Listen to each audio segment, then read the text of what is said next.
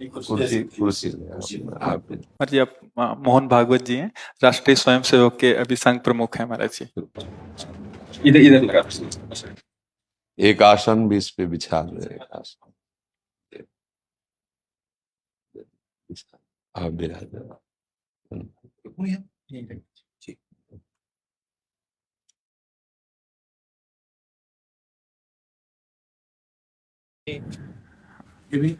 हाँ पहना दीजिए।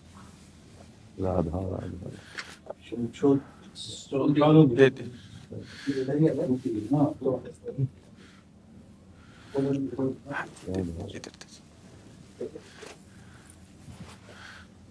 आप बिराजिए। माला ऐसे रहने दीजिए, बैठ हम से अपने शिव जी को प्रणाम करें। और किसी को कुर्सी की आवश्यकता हो तो मंगा लें, अगर जमीन में बैठना है। बैठ मेरा ही केवल घुटने का जरा है जी महाराज जी, बस दर्शन करने थे। आपकी बात वीडियो पर सुनी तो लगा एक बार देख लेना चाहिए। चाह मिटी चिंता गई मनुआ बेपरवाह, ऐसे लोग कम देखने को मिलते। देखो, अपने लोगों का जन्म जो भगवान ने दिया है ना, ये सिर्फ सेवा के लिए दिया है। व्यवहारिकी सेवा और आध्यात्म की सेवा, ये दोनों सेवाएं अति अनिवार्य है। केवल व्यवहारिकी सेवा ही होती रहे, हम अपने भारतवासियों को अगर हम परम सुखी करना चाहते हैं तो केवल वस्तु और व्यवस्था से नहीं कर सकते, उनका बौद्धिक स्तर सुधरना चाहिए। आज हमारे समाज का बौद्धिक स्तर गिरता चला जा रहा है, बहुत चिंता का विषय है।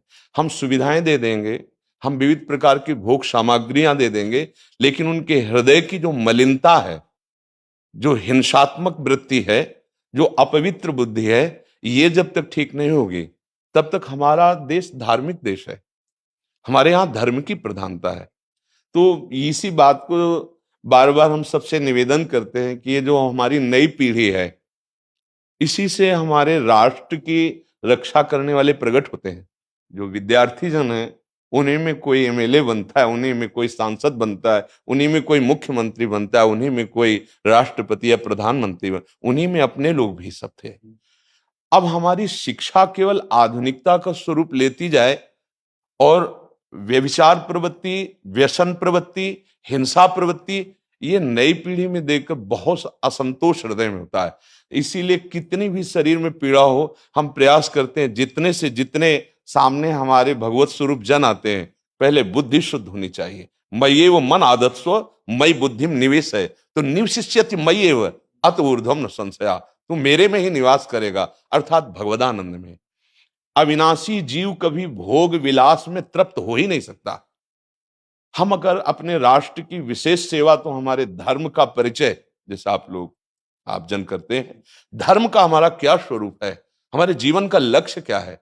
हमें जितना राम जी प्रिय हैं, कृष्ण जी प्रिय हैं, उतने भारत देश हमारे लिए प्रिय है। जैसे राम भक्त कृष्ण भक्त, वैसे हमारे भारत देश का हर जन जन हमारा आदरणीय और पूजनीय। पर अब जो मानसिकताएं बन रही हैं, वो हमारे धर्म और हमारे देश के लिए लाभदायक नहीं होंगी। व्यसन का इतना बढ़ता स्वरूप, व्यभिचार का इतना बढ़ता स्वरूप, हिंसा का इतना बढ़ता स्वरूप, ये बहुत ही विपत्तिजनक है। अगर ये बढ़ता रहा तो हम विविध प्रकार की सुख सुविधाएं देने पर भी अपने देशवासियों को सुखी नहीं कर पाएंगे, क्योंकि सुख का स्वरूप विचार से होता है। सुख और दुख की स्थिति सत्य नहीं है, आगमा पाइनो अनित्यास, लेकिन हमारा विचार, और विचार हमारा गंदा हो रहा है।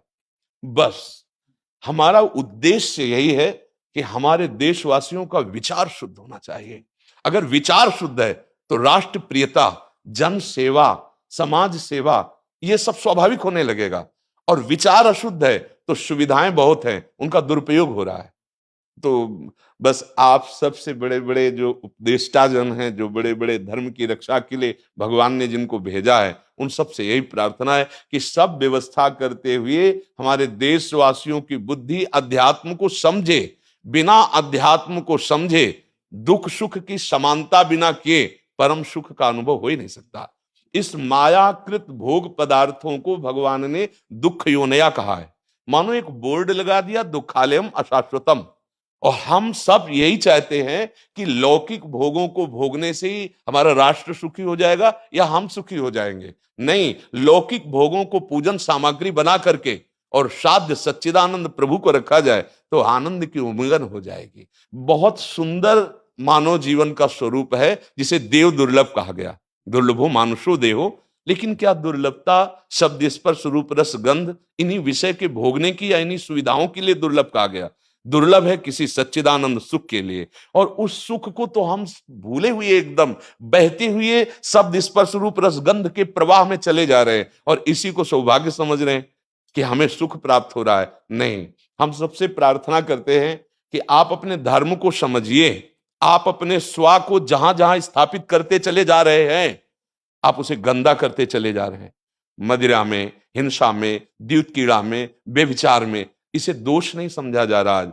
और हमारे शास्त्र और हमारा धर्म इसको निषेध करता है।